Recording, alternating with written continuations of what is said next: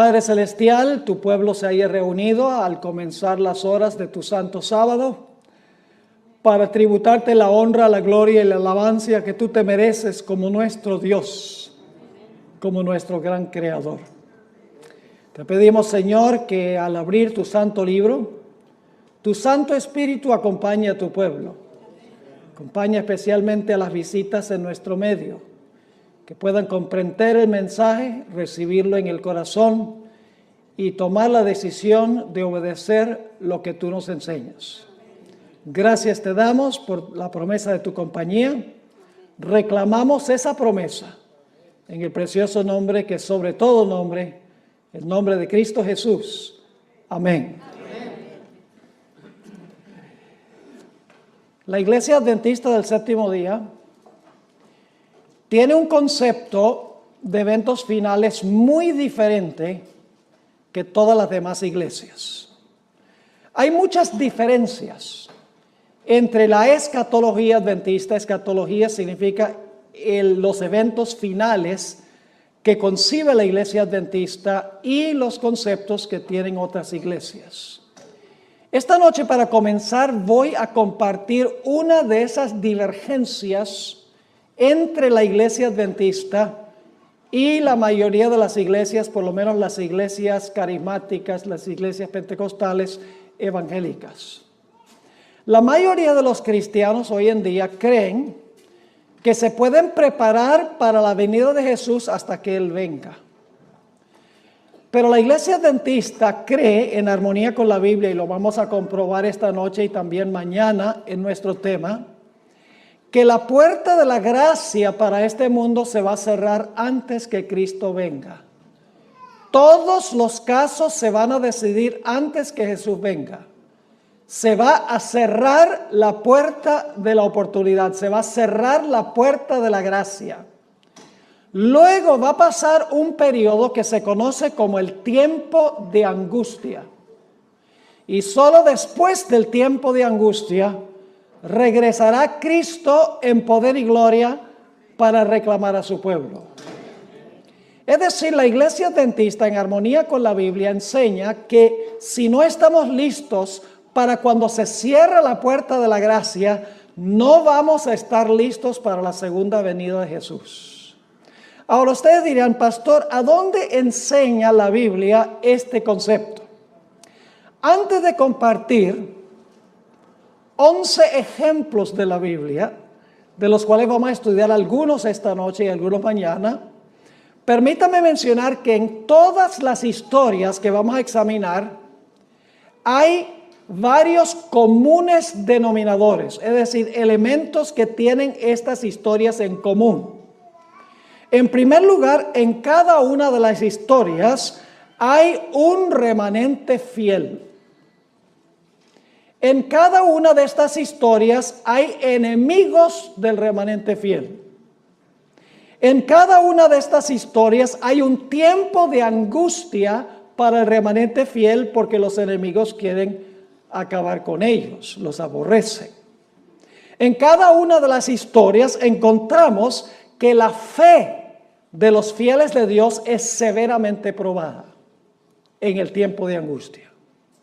En cada una de estas historias notamos que Dios se demora en responder a las oraciones de su pueblo, porque su pueblo ora que Dios por favor los libre de manos de sus enemigos, pero Dios no responde inmediatamente.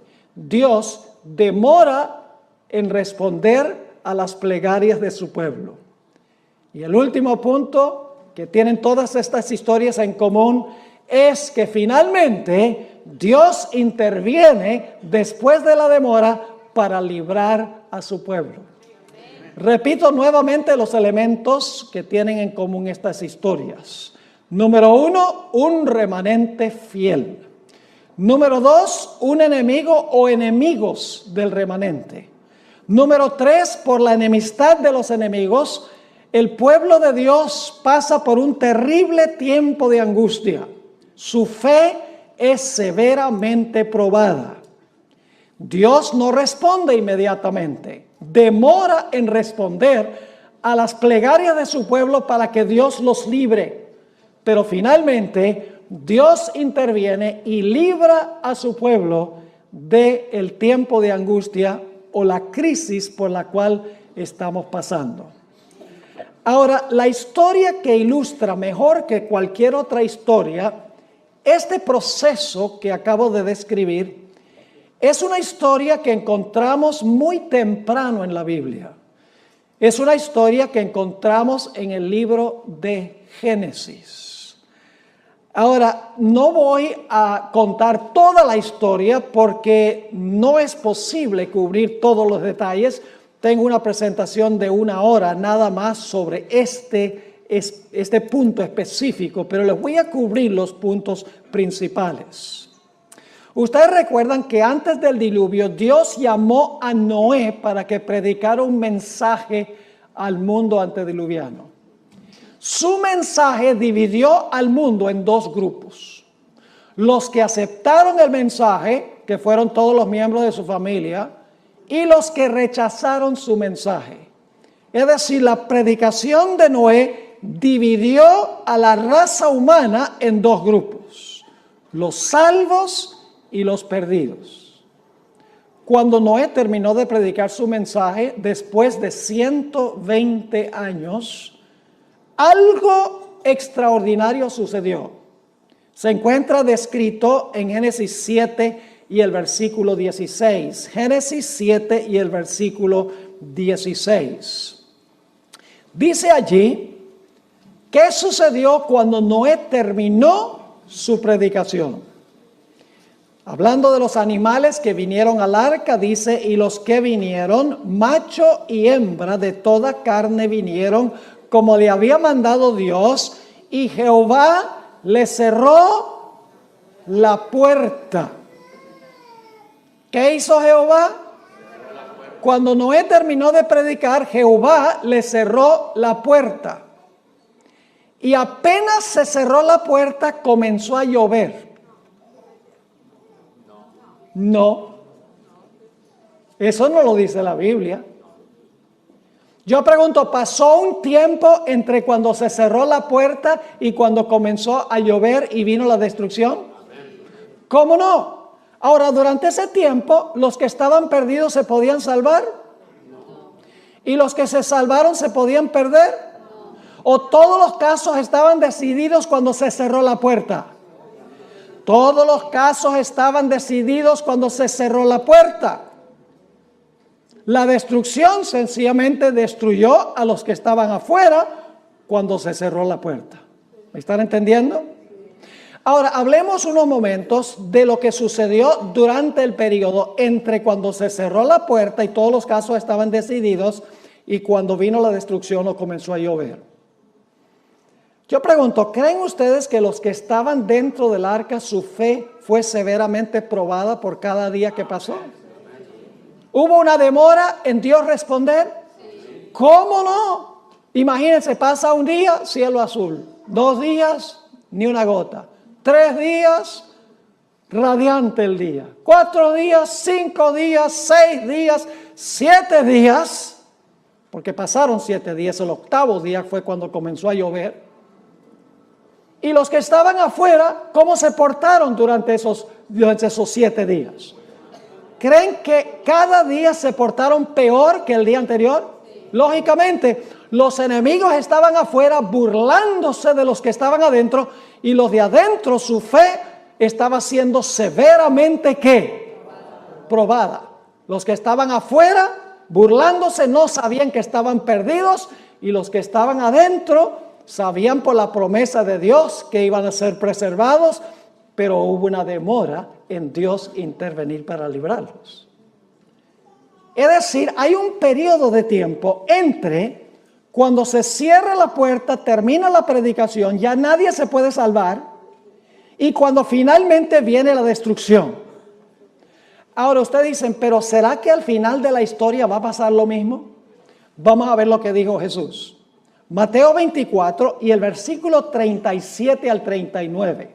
Mateo 24 y el versículo 37 al versículo 39. Aquí Jesús nos va a decir qué importancia tiene esta historia para el tiempo del fin. dice allí Jesús, mas como en los días de Noé, así será la venida del Hijo del Hombre. ¿Qué eventos está comparando Jesús? Lo que pasó allá va a suceder aquí, está diciendo Jesús. Sigue diciendo, porque como en los días antes del diluvio, estaban comiendo y bebiendo, casándose y dando en casamiento, es decir, estaban llevando a cabo su vida rutinaria. Ahora viene una palabrita muy importante, hasta, es una palabra que marca un momento de tiempo, dice, estaban haciendo esto hasta el día en que Noé, ¿qué? Entró en el arca. Pero ahora fíjense lo que sigue diciendo. Y no entendieron, ¿quiénes no entendieron? Los que estaban afuera, muy bien. Y no entendieron hasta que vino el diluvio. ¿Qué no entendieron entre cuando se cerró la puerta y vino el diluvio? Los que estaban afuera, ¿qué no entendieron? ¿Qué no supieron? Que estaban perdidos, pero siguieron viviendo durante ese periodo. Dice, hasta que vino el diluvio y se los llevó a todos, y luego dice, así será también la venida del Hijo del Hombre. ¿Se va a cerrar la puerta de la gracia antes que Jesús venga? Seguro. En el mundo va a haber un grupo de personas que no van a saber que están perdidos. Va a haber un grupo cuya fe será severamente probada. Pasará el pueblo de Dios por un tiempo angustioso donde sus enemigos se van a burlar de ellos. Finalmente Dios intervendrá para librar a su pueblo cumpliendo su palabra. ¿Cómo no? Ahora permítame ilustrarlo de otra forma. Jesús dijo que Él iba a venir como ladrón en la noche. Compara su venida con la venida del ladrón en la noche. Ahora, mucha gente, inclusive creo yo la mayoría de los adventistas, creen que la venida de Cristo como un ladrón es la segunda venida de Jesús. Pero la venida de Jesús como ladrón no es la segunda venida de Cristo. Permítame ilustrar lo que quiero decir. Es una noche muy fría en San Diego. Yo me imagino que ustedes tienen noches bien frías aquí de vez en cuando, ¿verdad? En diciembre, en enero posiblemente, donde sopla el viento y está frío, entra esa neblina del Pacífico. ¡Wow! Y han trabajado todo el día y llegan a la casa, se comen una buena cena, se sientan en la silla favorita a ver las noticias en la televisión, se quedan como medio dormidos y dicen, me voy a ir a acostar porque estoy cansado. Y entonces va la persona, se acuesta, y apenas se acuesta y se pone las cobijas encima, que está calientico, y ha bajado el termostato de la casa, porque uno duerme mejor con el termostato bien bajo. La persona dice, se me olvidó trancar la puerta. Y estoy aquí debajo de esta cobija calientico, sabroso. Qué flojera me da salirme de debajo de la cobija para ir a trancar la puerta. Y la persona dice, al fin y al cabo yo llevo viviendo en esta casa 25 años y nunca ha llegado el ladrón. Y se queda con las cobijas puestas. A medianoche, porque Jesús dijo que vendrá como un ladrón a medianoche. A medianoche, a que no adivinan quién llega. El ladrón llega, exactamente. Y el que está en la casa está ¿qué? Durmiendo. No sabe que el ladrón ha venido. Y el ladrón entra a la casa y se roba la cámara de video, se roba el celular, se roba el dinero que consigue, mejor dicho, se roba todo lo que tiene valor y se va. Los que están adentro de la casa no saben que el ladrón ha venido. ¿Cuándo descubren los que están en la casa que el ladrón hizo una visita? Cuando se despiertan por la mañana, pero ya para ese momento es demasiado tarde. Cuando Jesús dice que Él va a venir como ladrón, lo que está diciendo es que Él va a cerrar la puerta de la gracia, y si no estamos velando, si no estamos listos, seremos tomados por sorpresa, y solamente cuando Cristo venga nos daremos cuenta que estamos perdidos. ¿Me están entendiendo lo que estoy diciendo? Y ahora escuchen bien lo que voy a decir. Muy importante. Tenemos un momento en la historia de este mundo cuando se va a cerrar la puerta de la gracia para todos los seres humanos. Pero si usted se llega a morir esta noche, su puerta se cerró. Su puerta individual. Porque la Biblia dice que Dios establece que el hombre muere una vez y después de eso viene el juicio. Es decir, no podemos decir, bueno, yo me voy a preparar y voy a estar listo cuando se cierre la puerta de la gracia. O yo voy a demorar porque la puerta de la gracia no se va a cerrar todavía porque no ha llegado la ley dominical. Y entonces llegamos a morir esta noche antes que llegue la ley dominical, antes que se cierre la puerta, y de todas maneras se cerró la puerta. Porque en el momento de la muerte, ese es el fin. ¿Me están entendiendo este asunto? Ahora vamos a repasar. En los días de Noé, ¿hubo un remanente fiel? ¿Quién? Noé y su familia. ¿Había enemigos de ellos? ¿Quiénes? Los que estaban afuera. ¿Pasaron por un tiempo de angustia? ¿Los que estaban adentro? ¿Cómo no? ¿Su fe fue probada? Sí. ¿Hubo una demora en Dios librarlos de sus enemigos? Pero pregunto, ¿finalmente Dios intervino y el pueblo fue librado? Exactamente. Ven, todos los elementos están en esa historia. Ahora quiero que vayamos a otro ejemplo que encontramos en el Antiguo Testamento. Vamos a Daniel, el capítulo 12 y el versículo 1. Ya que tenemos el patrón, ya que tenemos el modelo de cómo funciona esto con los comunes denominadores, ahora queremos examinar varias historias que nosotros encontramos en las Escrituras, además de la historia que usamos del diluvio y de la venida del ladrón. Daniel 12 y el versículo 1. Ahora, antes de leer este versículo, necesito darles un poquito del contexto. Si ustedes leen el capítulo anterior, el capítulo 11, los versículos 44 y 45, van a descubrir que se habla allí de un poder que se denomina el Rey del Norte. Ahora, no se confundan sobre quién es el Rey del Norte que viene a atacar al pueblo de Dios, porque dice que va a salir para destruir y aniquilar a muchos. Es decir, es un poder perseguidor que va a tratar de acabar con el pueblo de Dios. Ustedes pueden leerlo ahí en Daniel 11, 44 y 45. Ahora escuchen. En la Biblia, este poder perseguidor se describe con diferentes nombres. Por ejemplo, en Daniel 7 se le llama el cuerno pequeño. En Apocalipsis 13 se le llama la bestia. En 2 de Tesalonicenses 2 se le llama el hombre de pecado. En 2 de Tesalonicenses, en Mateo 24 se le llama la abominación asoladora. En Apocalipsis 17 este poder se le llama la ramera. Y en 1 de Juan, el capítulo 2, se le llama el anticristo. Todos esos nombres se aplican al mismo sistema. Son perspectivas distintas del mismo sistema. Así que el Rey del Norte es lo mismo que el cuerno pequeño o la bestia.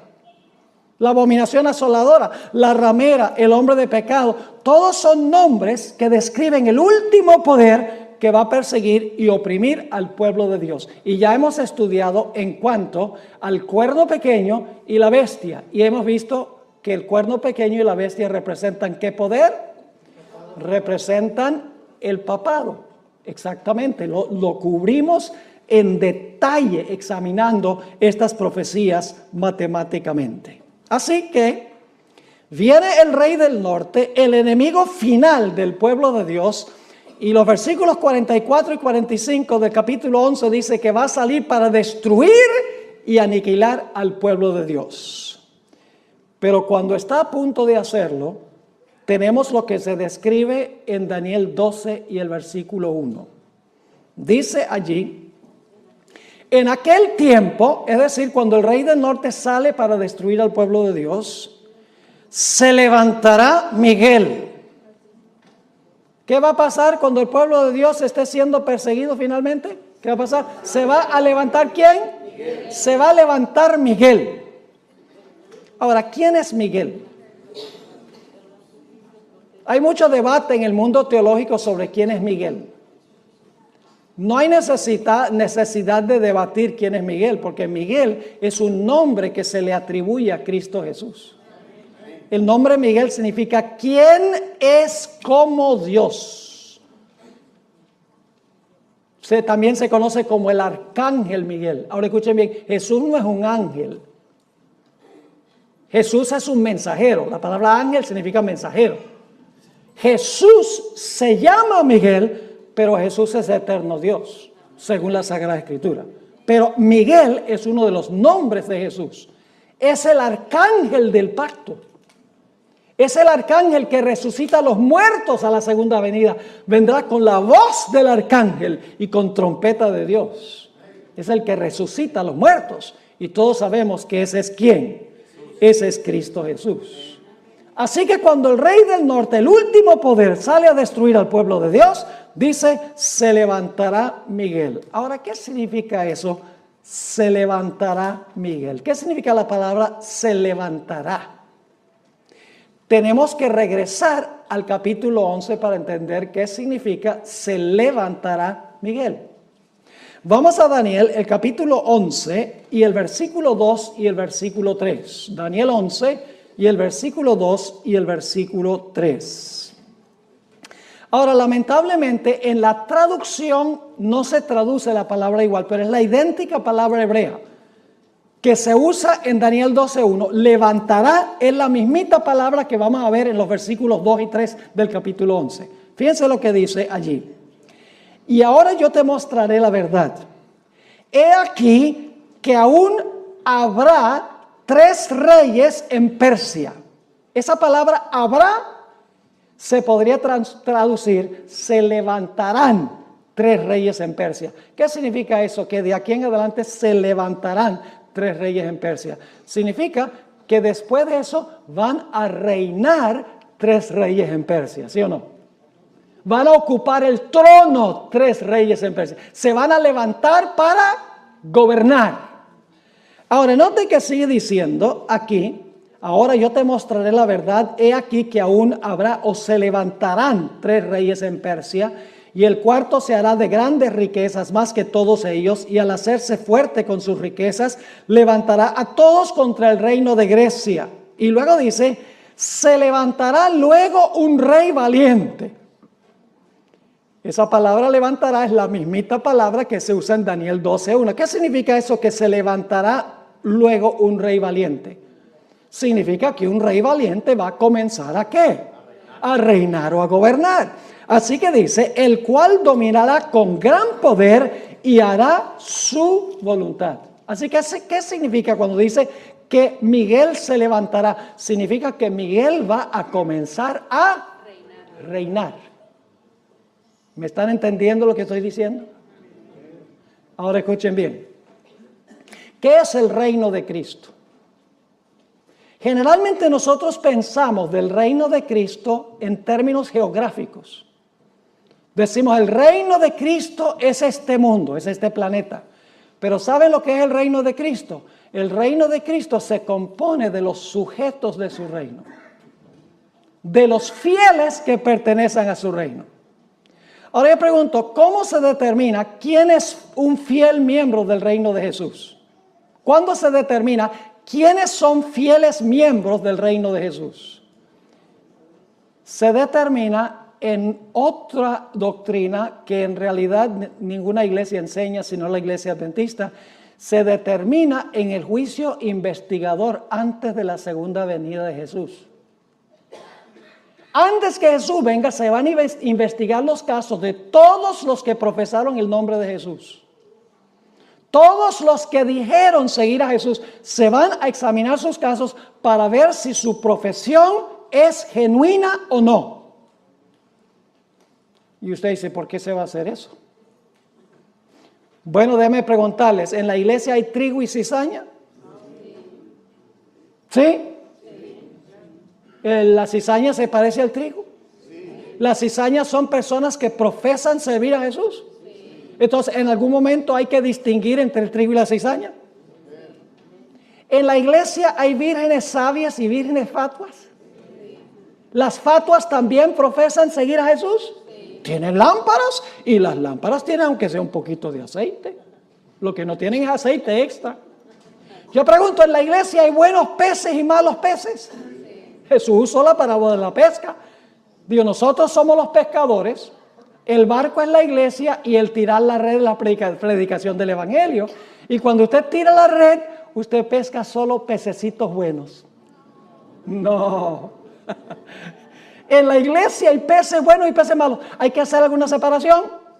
Yo no les voy a contar la historia, pero cuando yo crecí en Venezuela, íbamos a una isla que se llama Margarita, en vacación, nosotros la familia, y nos gustaba ir a una playa que se llamaba El Tirano, a donde entraban los pescadores tempranito por la mañana. ¿Y sabe qué hacían? Llegaban a la playa con las redes, y las redes tenían toda clase de animal marino. Tenían tiburones pequeños, estrellas de mar, tenían pulpos, tenían un pez así con una cabeza bien grande, con un cuerpo así delgadito, le dicen sapo allá, que tenía unas púas así venenosas, era como un bagre. Y los pescadores se sentaban en la orilla y tenían una canasta para los peces buenos y otra canasta para los peces malos, o por los animales marinos malos. Había que hacer una obra ¿de qué?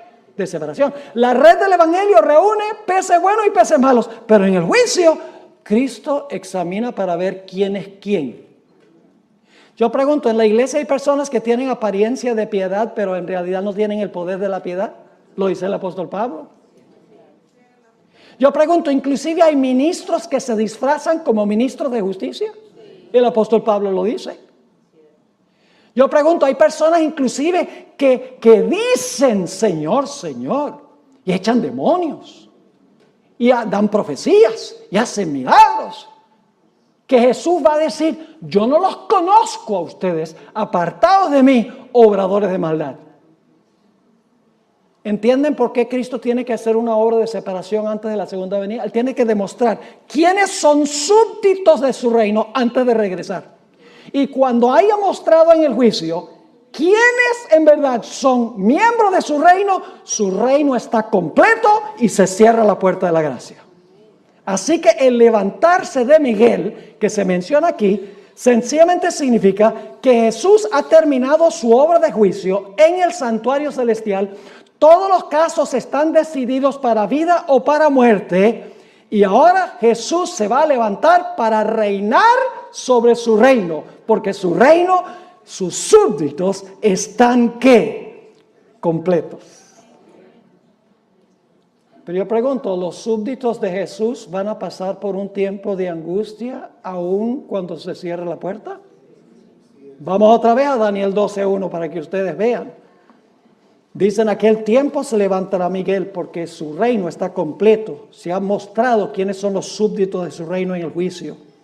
Dice, el gran príncipe que está de parte de los hijos de tu pueblo, es decir, es el defensor de su pueblo. ¿Y qué va a suceder?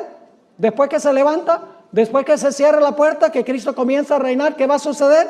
Dice, y será tiempo de angustia. ¿Va a pasar el pueblo de Dios por el tiempo de angustia? ¿Sí o no? Según este texto, el pueblo de Dios va a pasar por el tiempo de angustia. ¿Qué enseñan hoy las iglesias evangélicas? Enseña que cuando Cristo venga en el rapto, se va a llevar a todos los fieles al cielo. Y aquí van a quedar nada más los judíos para sufrir, como si no han sufrido suficiente ya.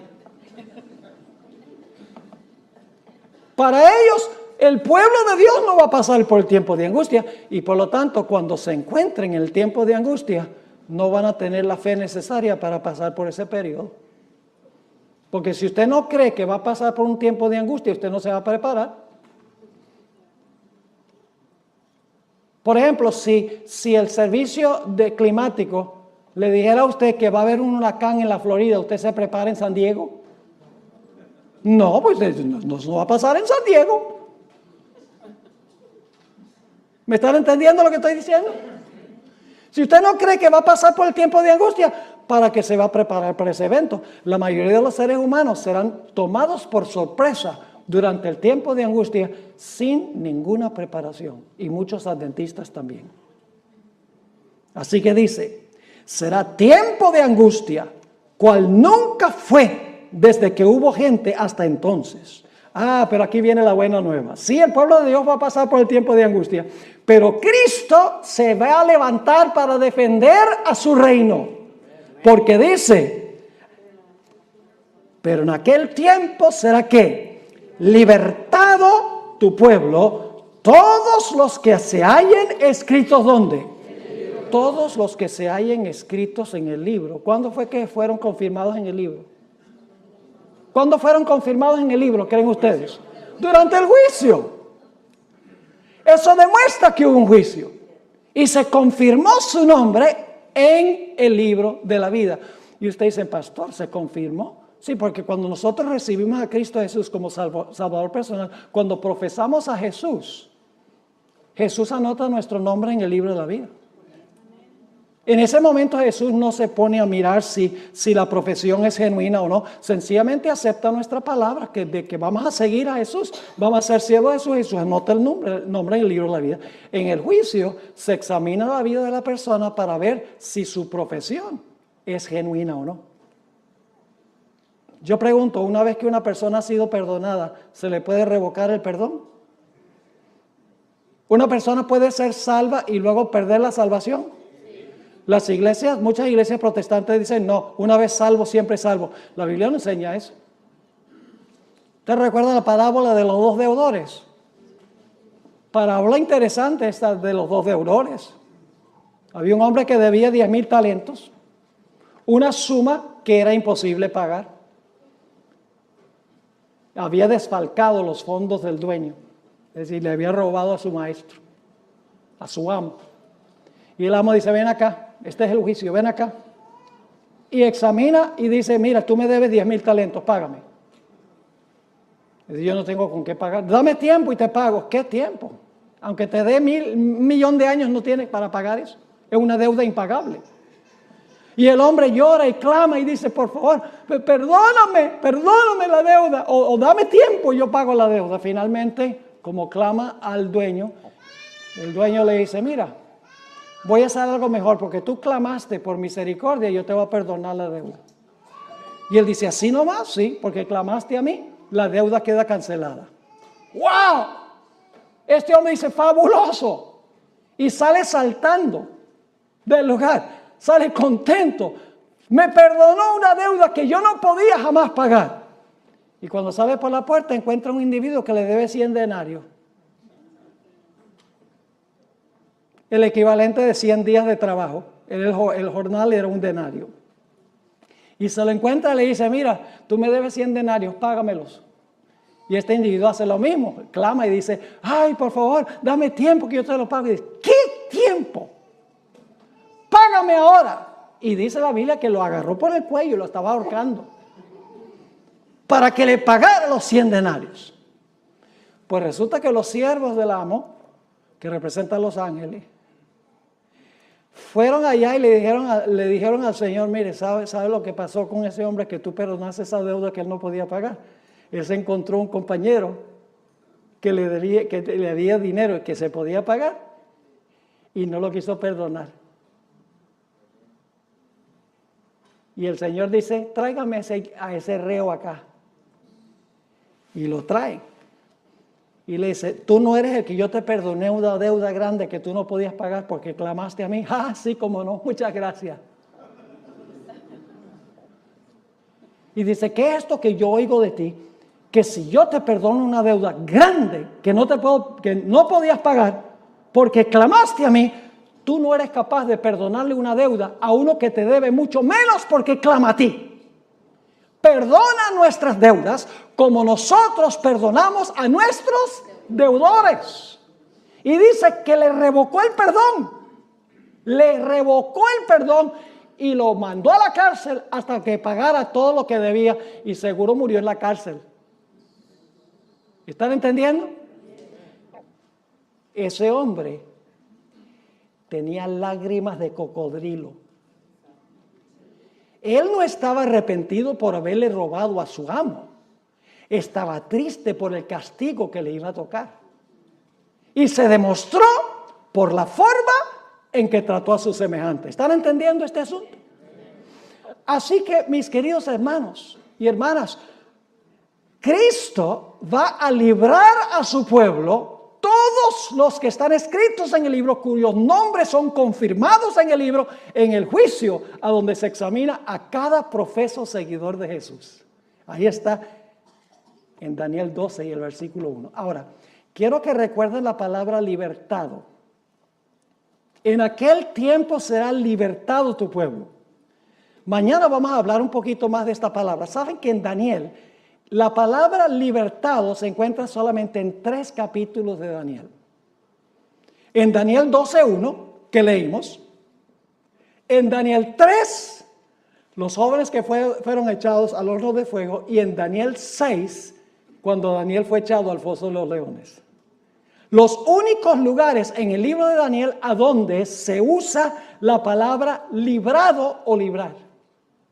Entonces debe haber una conexión entre Daniel 12:1 y Daniel 3 y Daniel 6. ¿Están conmigo hasta ahora? Ahora vamos a otra historia de la Biblia.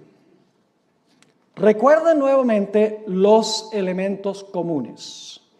Un remanente que fiel. Enemigos. Un tiempo de angustia. La fe del fiel Hijo de Dios es probada. Dios se demora en responder la plegaria de su siervo y finalmente su siervo es librado. Ahora vamos a estudiar la vida de Jacob, porque ustedes saben que esto se llama el tiempo de angustia de Jacob. Pues si se llama el tiempo de angustia de Jacob, ¿a dónde tenemos que ir para entender el tiempo de angustia de Jacob? Pues sería bueno ir a la historia de Jacob, si es el tiempo de angustia de Jacob. La historia de la angustia de Jacob se encuentra en Génesis 32. Vayan conmigo a Génesis 32 y les voy a compartir algunos detalles. Por la premura del tiempo no podemos cubrir toda la historia, pero les voy a dar los puntales, los puntos más importantes.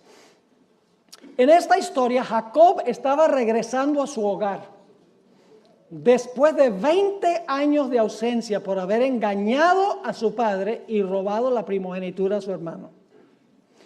Cuando se está acercando a su hogar perdido por causa de su pecado, escucha que su hermano Esaú, a quien le robó la primogenitura, está viniendo contra él con 400 hombres armados hasta los dientes, con el fin de destruir a Jacob y a su familia por lo que Jacob había hecho 20 años antes.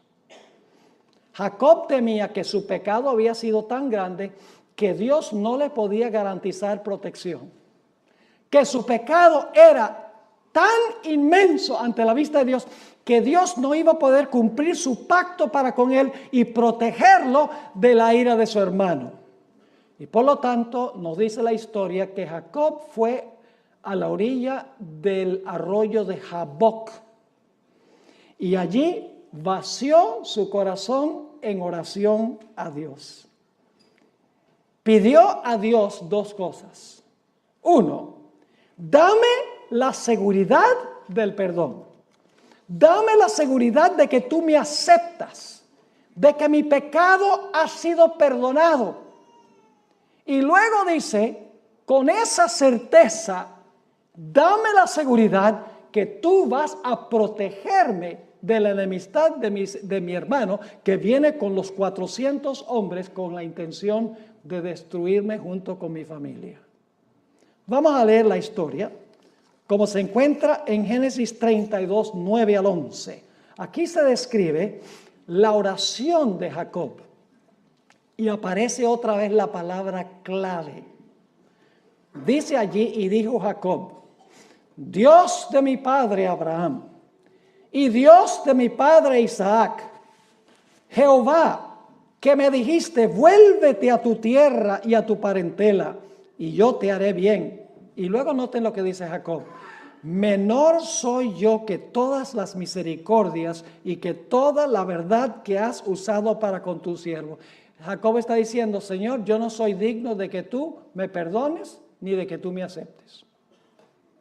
Y luego sigue diciendo, pues con mi cayado pasé este Jordán y ahora estoy sobre 2 campamentos. Y luego, ¿cuál es la palabra del versículo 11? ¿De quién?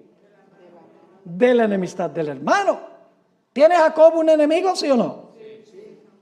Él es el remanente fiel. Él tiene un enemigo.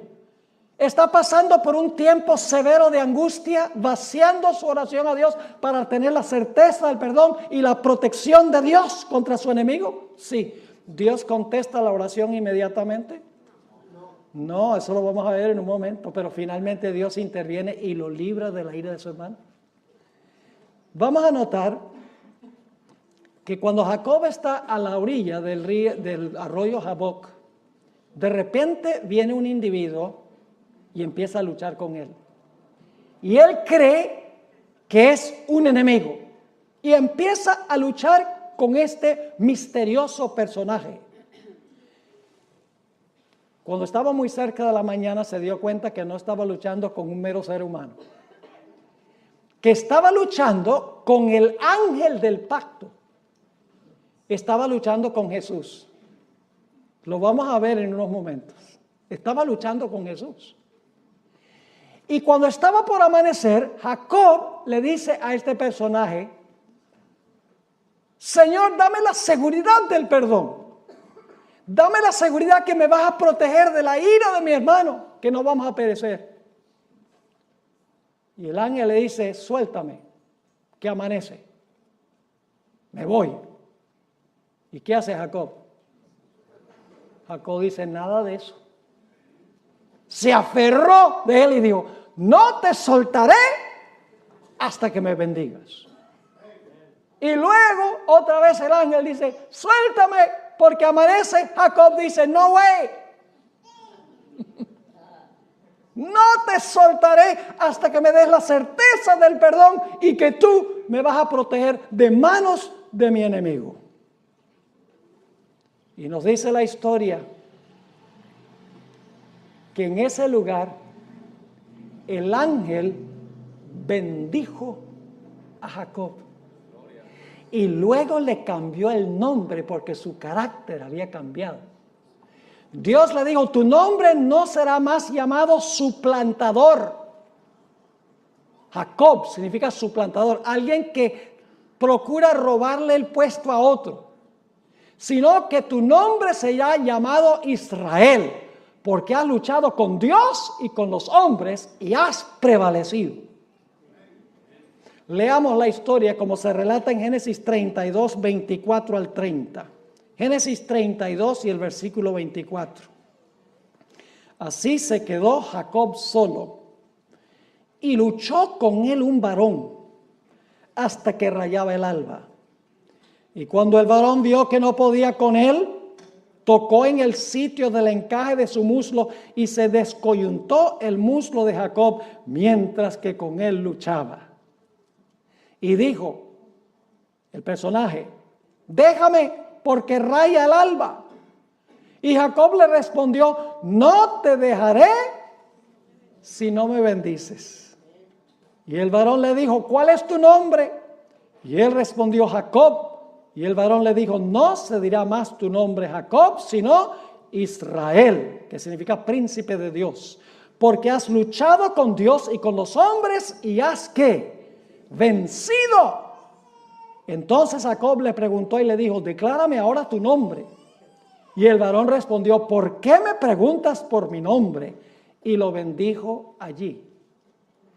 Ahora, ¿quién fue este personaje con quien luchó Jacob toda la noche para tener la seguridad del perdón y la seguridad de la protección contra la ira de su hermano?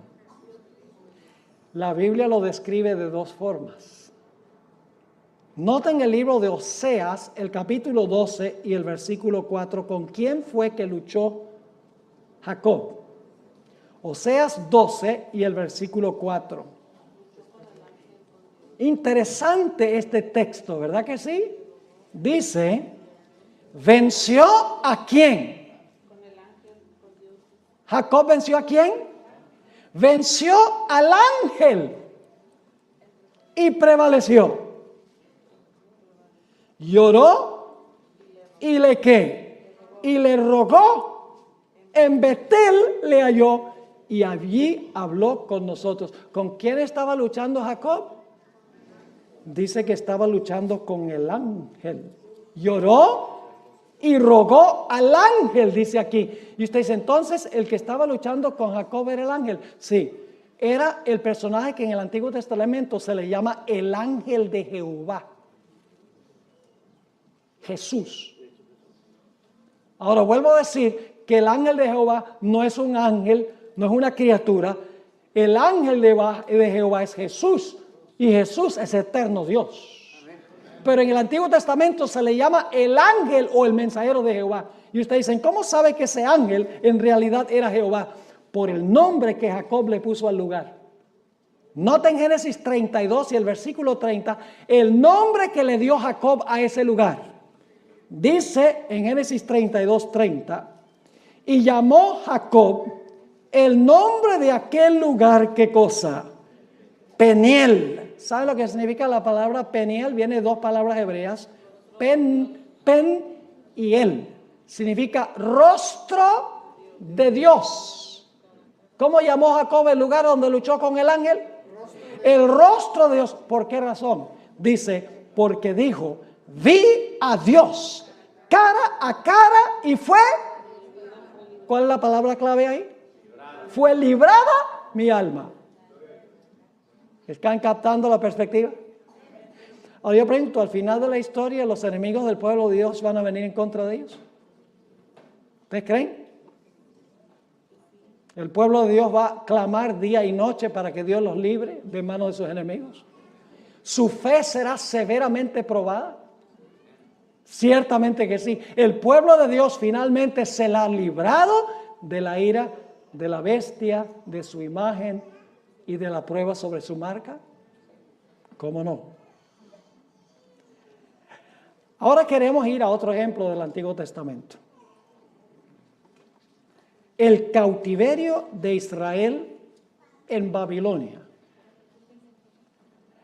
Permítanme mencionarles los elementos claves antes de leer el pasaje que se encuentra en Jeremías, el capítulo 30, y vamos a leer Jeremías 30 y empezando con el versículo 5. Escuchen bien el marco histórico. El remanente fiel en esta historia es el pueblo de Israel. El enemigo del pueblo de Israel en esta historia es Nabucodonosor y los babilonios, que llevaron al pueblo de Dios cautivo a Babilonia. El tiempo de angustia que pasó el pueblo fueron los 70 años que pasaron allí cautivos en Babilonia, bajo el mando de su enemigo Nabucodonosor y de los babilonios. Yo pregunto, ¿se demoró Dios en librarlos? Se demoró 70 años. Sí, fue un tiempo de agonía para el pueblo de Dios mientras estaban cautivos. ¿Cómo no? ¿Su fe fue severamente probada? Sí, pero finalmente Dios intervino y libró a su pueblo del cautiverio a Babilonia y al rey Nabucodonosor. Vamos a leer el pasaje como se encuentra en Jeremías 30 y el versículo 5. Porque así ha dicho Jehová. Hemos oído voz de temblor, de espanto y no de paz. Inquirid ahora y mirad si el varón da a luz. Sabemos que el varón no da a luz, pero estos dolores del pueblo son tan grandes que parecen dolores de una mujer en parto. Inquirid ahora y mirad si el varón da a luz, porque he visto que todo hombre tenía las manos sobre sus lomos, como mujer que está de parto, y se han vuelto pálidos todos los rostros. ¿Pueden captar la agonía y el sufrimiento que se describe aquí? El dolor que está pasando el pueblo de Dios porque están cautivos. Y luego dice en el versículo 7, cuán grande es aquel día, tanto que no hay otro semejante a él. ¿Recuerdan Daniel, el capítulo 12:1, donde dice que tiempo de angustia cual no se ha visto jamás? Aquí está la expresión, que no hay otro semejante a él. Y luego, ¿cómo se llama este tiempo? Tiempo de angustia, ¿para quién? Para Jacob. Ahora es el pueblo, porque en este tiempo Jacob estaba muerto. Jacob es un sinónimo del pueblo de Israel. Dice, tiempo de angustia para Jacob, pero ahora escuche la palabra clave otra vez. Pero de ella será librado. ¿Están viendo en todas estas historias el tema clave? Mas será librado. En aquel día, dice Jehová de los ejércitos, yo quebraré su yugo de tu cuello, es decir, del enemigo. Voy a quebrar su yugo de tu cuello y romperé tus coyundas. Y extranjeros no lo volverán más a poner en servidumbre, sino que servirán a Jehová su Dios y a David su rey, a quien yo les levantaré. Eso no puede ser el David literal, porque David ya estaba muerto. Está hablando de quién va a reinar sobre su pueblo. No David, sino el hijo de David, que es ¿quién? Cristo Jesús. Vamos a notar otro panorama que da la Biblia. Mateo 24 y el versículo 21 y 22. Hermanos y hermanas, nosotros ni siquiera nos imaginamos cómo va a ser ese periodo. Nosotros ahora vivimos más o menos cómodos. Tenemos nuestra casita, tenemos 1 o 2 carros, tenemos algo de dinero en el banco, tenemos ropa, tenemos libertad para movilizarnos de un lado para otro, podemos reunirnos libremente en la iglesia. Todo eso va a llegar a su fin. El pueblo de Dios lo va a perder todo. Lo vamos a ver en la próxima historia que voy a cubrir. Y el pueblo de Dios va a tener que huir y dejarlo todo. ¿Está usted dispuesto a dejarlo todo? Me hace pensar de algunos adventistas que dicen, pastor, a mí no me alcanza el dinero para diezmar. No me alcanza. Y yo les digo, mire, yo tengo una fórmula donde siempre les alcanza diezmar. Diezmen primero. Y cuando digo eso dicen, ay, pero si diezmo primero no me alcanza para pagar las cuentas. Entonces, usted por pagar las cuentas le va a robar a Dios. Y saben que muchos de esos mismos que dicen, no me alcanza el dinero para diezmar, dicen, pero el día que lo tenga que entregar todo por Cristo, lo entrego todo.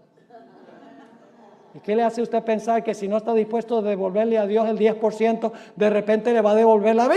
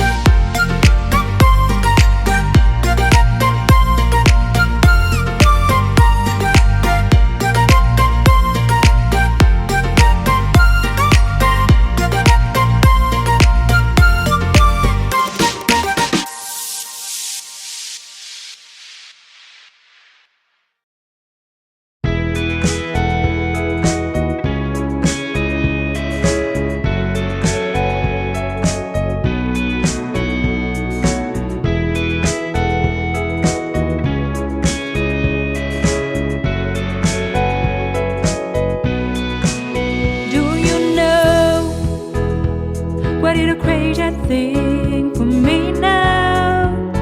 It is spending time with you. I want to stay with you forever so that I can see you, love you, and care for you. Do you know what is a crazy thing for me now? It is spending time with you. I want to stay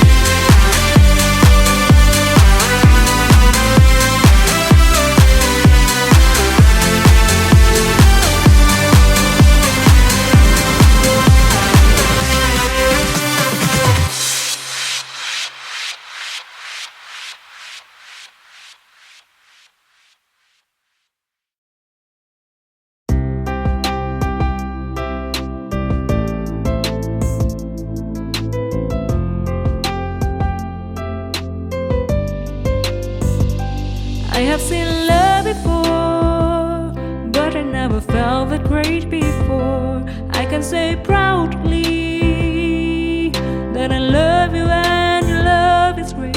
You are such an amazing man. I have seen love before, but I never felt that great before.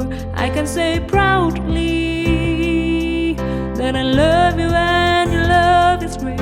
You are such an amazing man. You have awakened a part of me. You have created something I've never knew. You not only care about me, but you always respect me as I am. You have accepted a part of me, and that makes all the difference to me. You are such an amazing man.